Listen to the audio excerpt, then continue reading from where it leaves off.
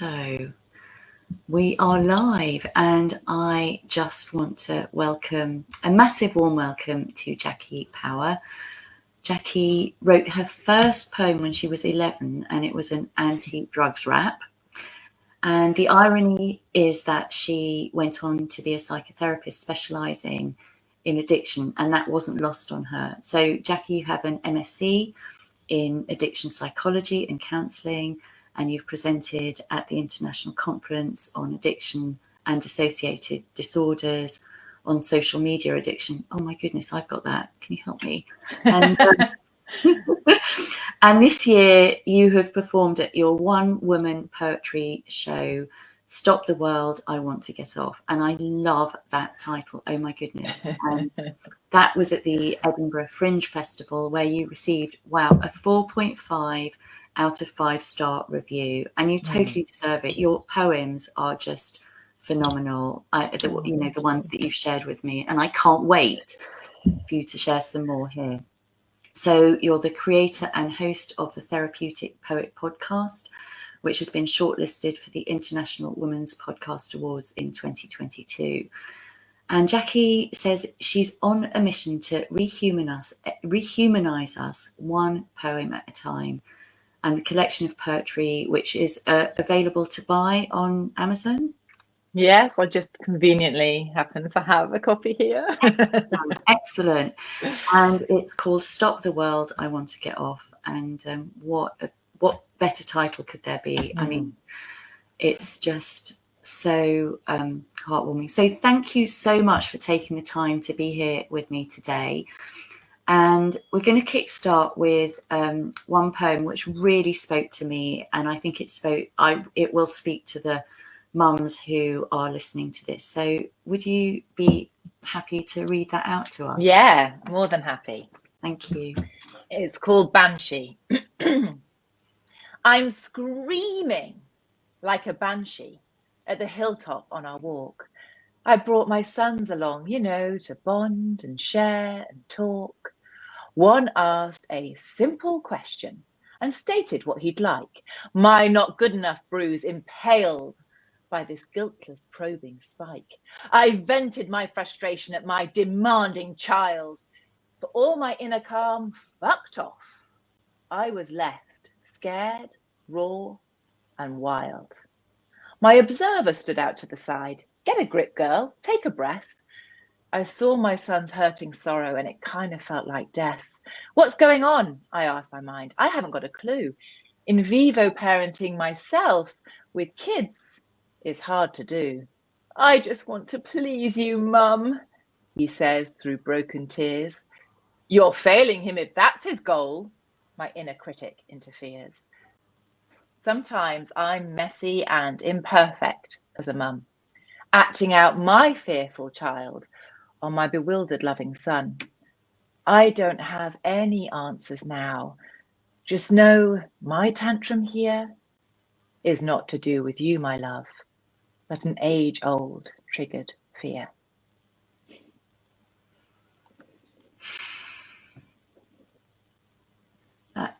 It's just so powerful, so incredibly powerful. And I don't know about anyone watching, but it touches deeply. And just as you were reading it out, it just reminded me of a moment with my daughter. And it wasn't when she asked me, I need to find that line again. I just wanted to please you. It's not, that wasn't the line that kind of was for me. It was the line, she said, I just want you to be a fun mum.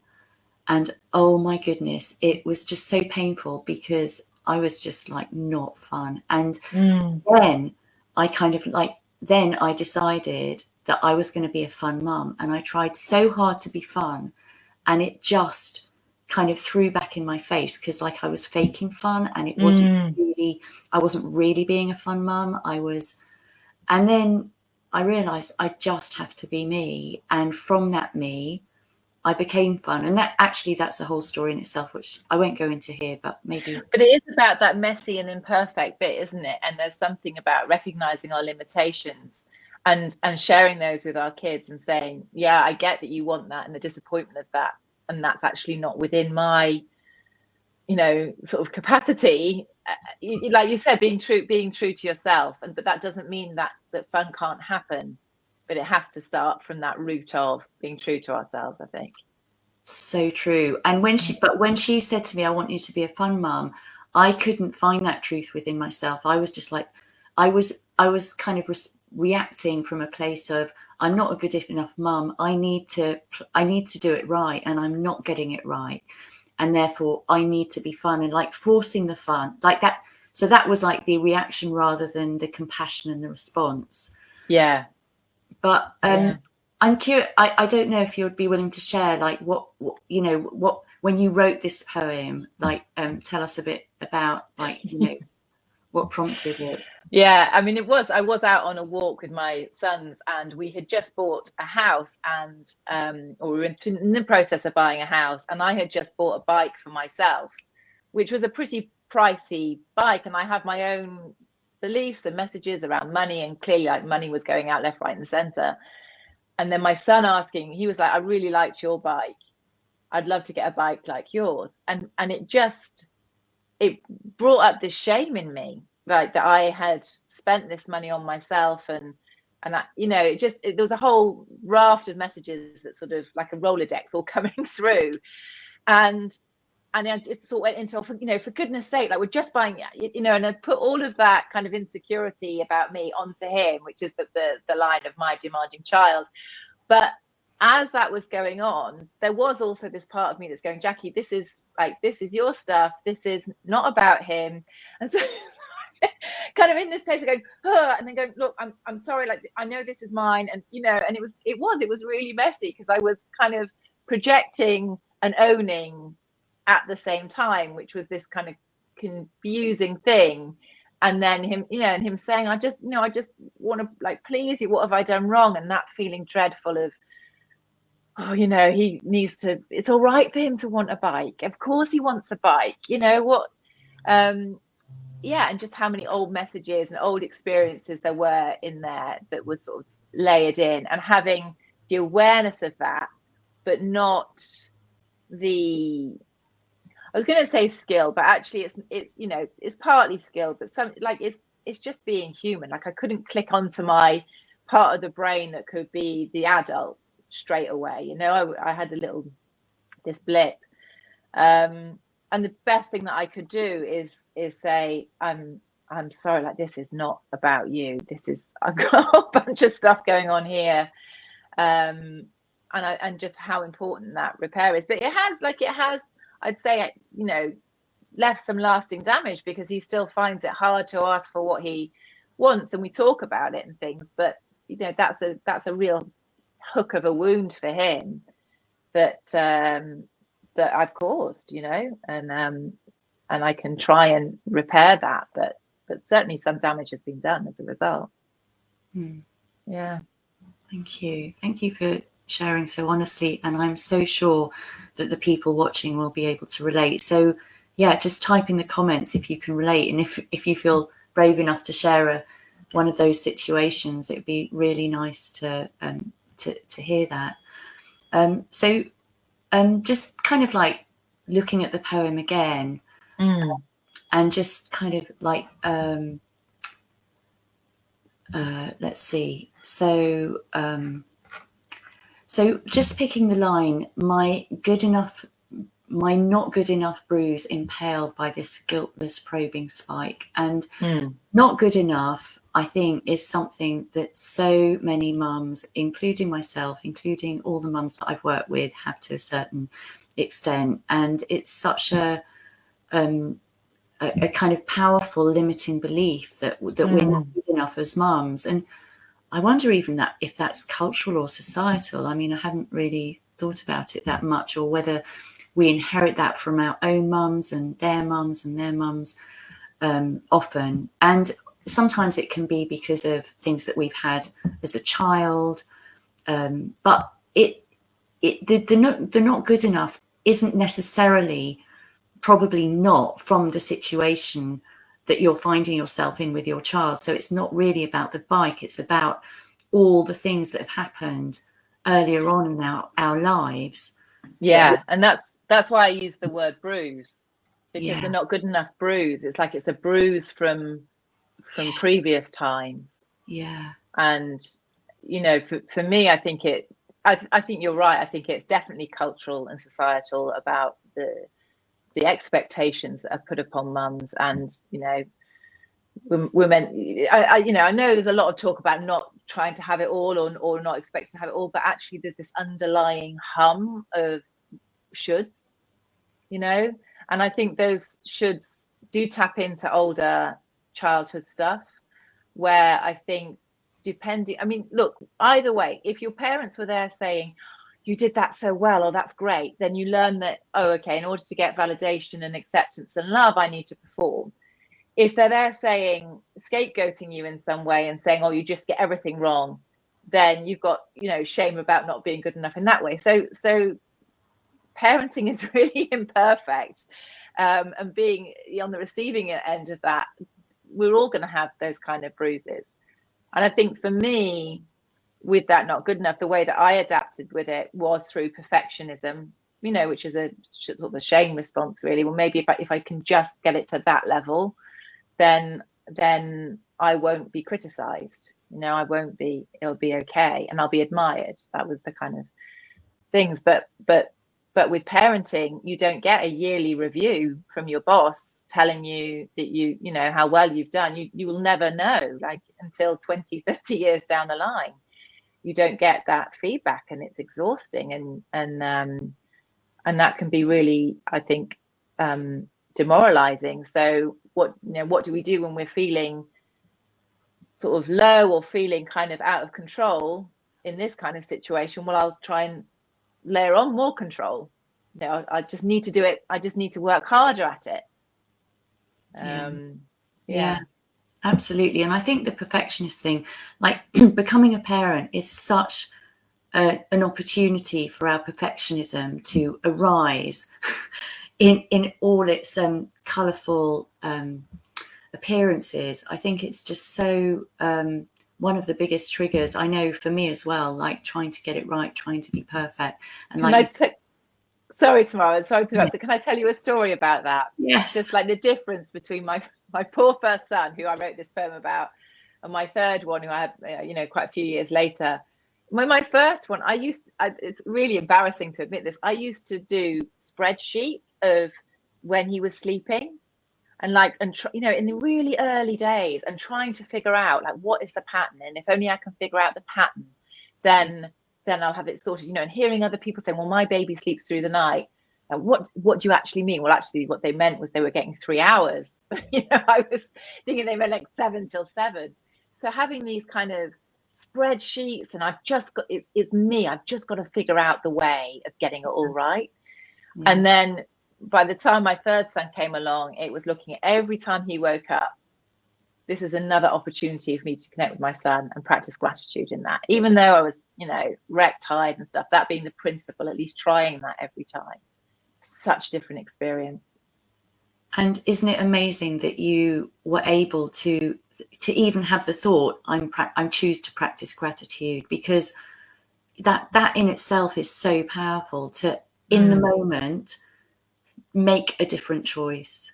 And I think that is what we're all aiming for. And I also think that however we parent, our children are going to interpret our parenting in the way they do. And even if we have like the best intentions, and they're going to interpret it. Like, for example, my daughter, so both my husband and I, we're both EFT practitioners. So if ever she's had a problem in the past, it's like, okay, so let's sit down and tap on this. And then she got so fed up with it. She said, I just want to have my problems. Like, let me have my problems. It's okay for me to have my problems. And I was like, yeah, yes, it's okay. You know, and you know, she'd interpreted that as like, problems need to be tapped away. It's not okay to just be with a problem. And I was like, yeah, I've screwed that one up. And I think that the important thing about that is your child's not interested in your intention. No. Like what you said is of you going, oh yeah, you know, I've messed that up. Actually, it's about, for me as a parent, it's how do I maintain my relationship with my child? What are they sharing with me that increases our intimacy because they're revealing more of themselves to me, and how do I match that and be with them? And I don't mean that in a permissive kind of way. That doesn't mean that boundaries aren't there and things like that, but every behavior, everything they're saying is an indication to me of who they are, and I need to honor that. And I love that. I love that she was like, for God's sake, I can just have, because we do need that space, don't we? I think as a society, we're not anymore sort of trained to feel our feelings. They all get sort of sanitized away. And I think that's sort of in the line of the poem, you know, sometimes I'm messy and imperfect, like that. The messiness brings up so many gems if we can just be comfort in the discomfort of that, if we can be comfortable in the discomfort of that. Yeah, absolutely. So is there anything else about the poem that you would like to share or comment on? Because I think, you know, we could do some tapping on some of the emotions that are coming up here. Yeah, I think just the in-vivo parenting myself with kids is hard to do, and how as parents it will trigger old childhood wounds in us, and if we haven't done the work on healing those, they will show up. So when we do flip our lid, it's that we've a choice. We've a choice to go into shame and, oh, I'm such a terrible mother, or we've a choice to go, what is it about this situation? You know, if it's hysterical, it's historical. What is it about this situation that is triggering something from my past? Because it's highly likely there'll be something there. Yeah, 100%. So if you're enjoying this so far, do click on the share button so that more mums can really benefit, because we're going to jump into some tapping now. And it'd be really good for those of you watching to think of a situation or memory where you felt, you know, that kind of sums up the situation in this poem, that you feel that you reacted into some situation and then felt guilty about it.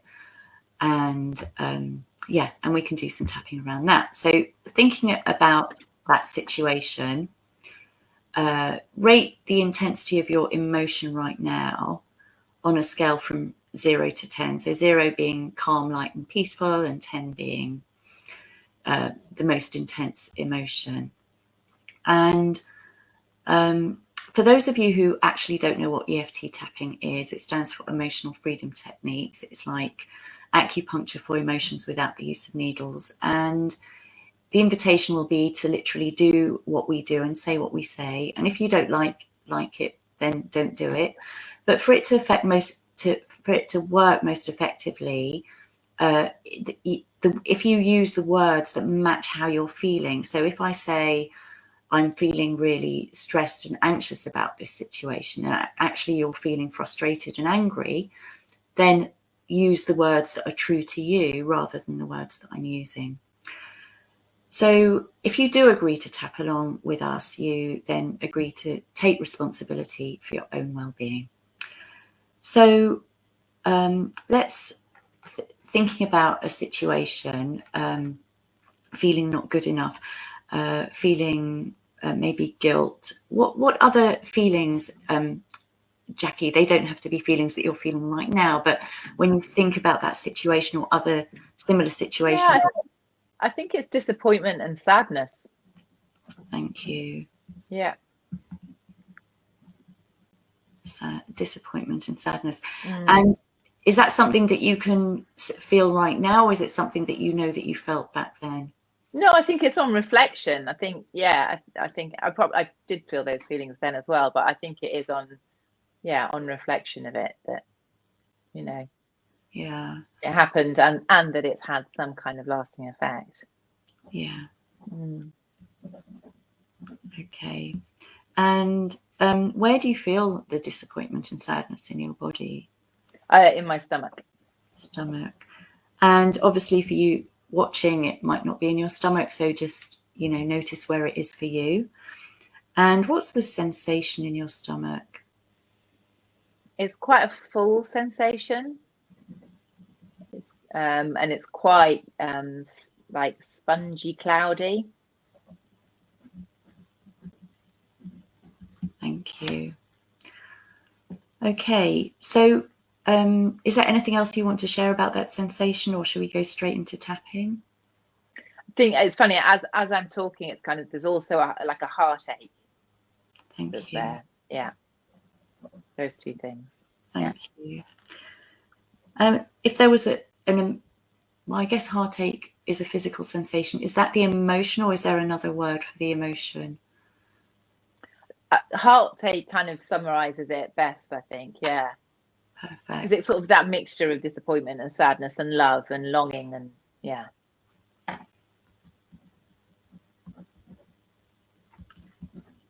Okay.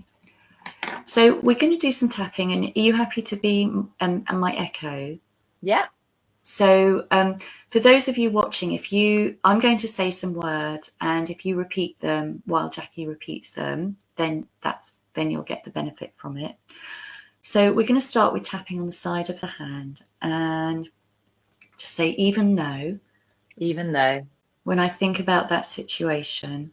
When I think about that situation. I feel disappointment and sadness. I feel disappointment and sadness.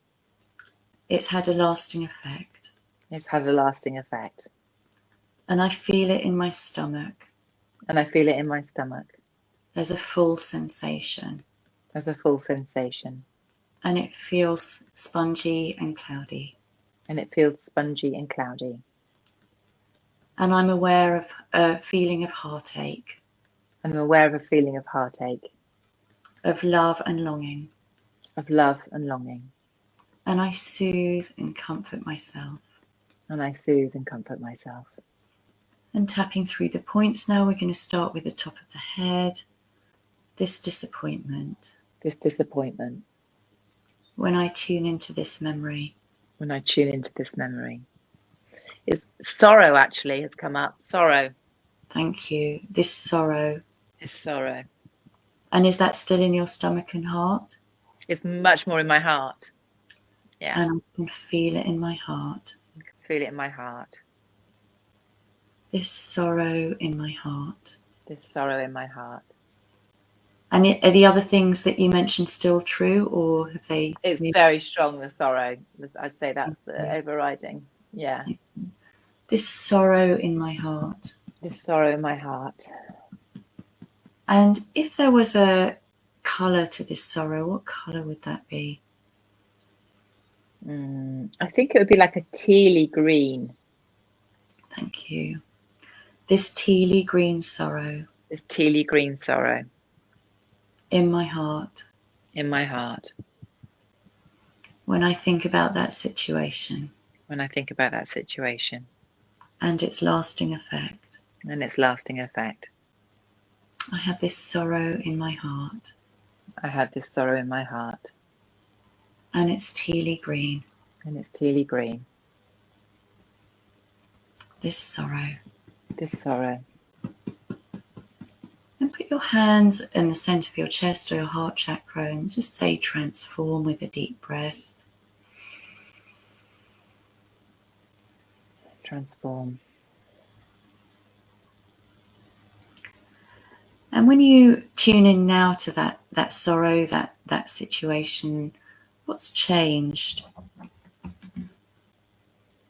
I think the sorrow is still there, but it's like it's layered, and there's a few layers that have gone off, and it's just sort of the love underneath, really. Love for my son. Sorry, I missed that. It's like, so the layers. There's like layers of sorrow. Some of them have gone off, but then it's sort of a feeling of just love. Love for my son. Thank you. Yeah. So there's sorrow and love now? Yeah. Thank you. Yeah, good. And for those of you watching, when you tune into the number that you gave the feeling about the situation, and one of three things will have happened. The number will have hopefully gone down, but it may have stayed the same and it may have actually gone up. Now, if you're feeling more intense about that, the reason of that will be is because you probably have been pushing that memory to the back of your mind and suddenly you're focusing on it and it's become more real. And that's okay. It's come to your conscious awareness. And if you just repeat the tapping that we've just done or continue tapping with us, it will go down. Now, if you're still feeling exactly the same, there are a lot of reasons that could be for that. But it's not in the remit of this video. So do comment or message me if it has stayed the same, even after watching the remainder of this, because I can support you in getting better results. Other things that people notice when they're tapping, they might notice tingling in their body. They might notice they're taking some deeper sighs or breaths, even burping. They might notice themselves feeling tired or more energized. So these are all signs that the energy is moving, even if you still feel the same way. And sometimes the other thing that will happen is that you might have new thoughts about that memory or situation or more realizations. So back to Jacky. And if you're watching this live, do type in the comments anything that's come up for you and I can weave that into the tapping. So let's do some more tapping on this. So even though some of the layers of sorrow have lifted, some of the layers of sorrow have lifted, but there is some left. But there is some left. And there's also a feeling of love. And there's also a feeling of love. I soothe and comfort myself. I soothe and comfort myself. And have I said those words correctly for you? Yeah, I like soothe and comfort. That's nice. Yeah, that's actually a colleague of mine introduced that to me. Her name's Sejal Shah. I don't know if you've come across her. She's an EFT trainer as well. Well, it's so much nicer than the deeply and completely love and accept myself, because that's not always great for people, is it? So soothing and comfort is soothing's so important, especially when we're talking about these kinds of emotions, I think. Yeah, thank you. So I know we're tapping, but just to say that Amanda's saying, thank you both, really interesting and can identify with the perfect parenting. Well, that's wonderful. And, I feel it. So yeah, just keep tapping with us. So this remaining sorrow. And this sense of love. When I think about that situation. And its lasting effects. This remaining sorrow. Is it in your heart still? Yeah, it is, yeah. I can feel it. It's smaller. Yeah. So is it still an ache? Yes, but not like a chronic ache. It's more kind of a dull ache. Thank you. It's a dull ache. Of this remaining sorrow. And this love and this sense of love. When I think about that situation. That situation. And the lasting effects. This remaining sorrow. It's like a dull ache. In my heart. It's smaller than it was. And I wonder. If I could let a little bit more go. And as I say that, what comes up for you? Well, it's funny. It's actually like, it's like there's like a bud, like a flower bud of love, and that's blooming more. So it's not actually the focus on getting rid of the sorrow. It's the bloom of love. Beautiful. And there's a bloom of love. Like a flower. What colour is the flower? It's pink. Beautiful.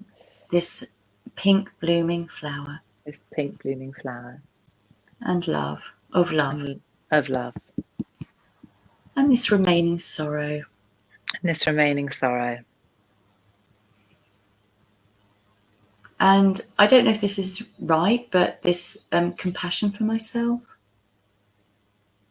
I think it's compassion for both of us, actually. It's not just for me. It's like, yeah, I guess this image of the flower, it's like a rosebud.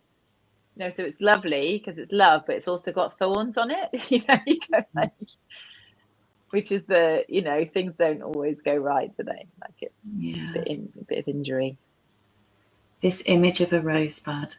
This image of a rosebud. It does have thorns. It does have thorns. And it is beautiful. And it is beautiful. This remaining sorrow and this emerging love. This remaining sorrow and this emerging love. The sorrow's gone. The sorrow's gone. The sorrow's gone. And there's only love. And there's only love. And compassion for both of us. And compassion for both of us. This rosebud. Rosebud. And a nice exhale then, is that? Beautiful. Beautiful. Thank you. Stepping more into rosebud energy. Stepping more into rosebud's energy. The energy of love. The energy of love. And how are the thorns? Are they still, what do the thorns represent now? Well, I think that the thorns represent that there can be these little ruptures, if you like. But I think it's like with when you have a rose, you acknowledge that it has thorns, and being able to see them, and because I think that's an important part of it. It's unrealistic to think that there aren't going to be instances where we don't behave the way our higher self would like us to behave, Yeah. But I think the opportunity there is if as a parent I can recognize that. I think that's, whilst I would like them not to be there, that's the best that I can do. Is to recognize that and make amends for that in the ways that I can. I'd like them not to be there. I'd like them not to be there. But the I truth try for them not to be there. I try for them not to be there. Yeah. But the truth is, roses do have thorns. But the truth is, roses do have thorns. And I choose to focus. And I choose to focus. On the beautiful rosebud. On the beautiful rosebud. The pink rosebud. The pink rosebud. That's where I pay my attention. That's where I pay my attention. So I'm infusing pink rosebud energy. So I'm infusing pink rosebud energy. An abundance of love. Of an abundance of love. Into myself. Into myself. And my son. And my son. And our relationship. And our relationship. And I'm sending that pink rosebud energy. And I'm sending that pink rosebud energy. Of love. Of love. Back into all those situations. Back into all those situations. Like the one in the poem. Like the one in the poem. Knowing and trusting. Knowing and trusting. That pink rosebud energy. That pink rosebud energy. Is healing and softening those memories. Is healing and softening those memories. Does that feel okay saying that? Yeah, yeah. So there's no resistance to that? Or no. Great.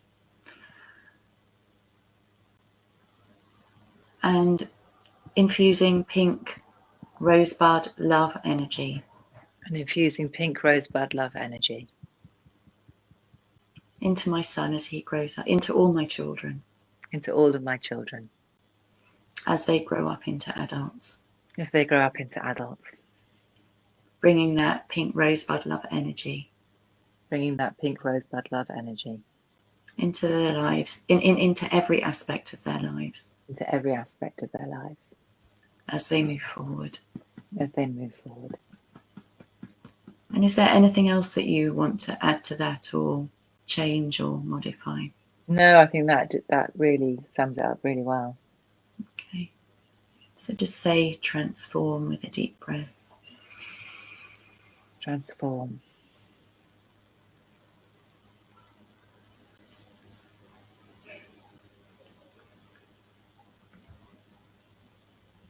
So how are you doing? Yeah, good.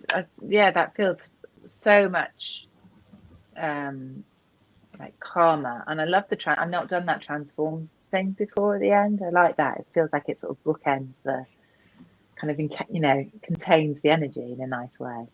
Yeah. It's something that my husband Peter, who's also an EFT trainer, he's created. It's a subconscious cue word for lots of powerful healing statements to be happening in the background. Yeah,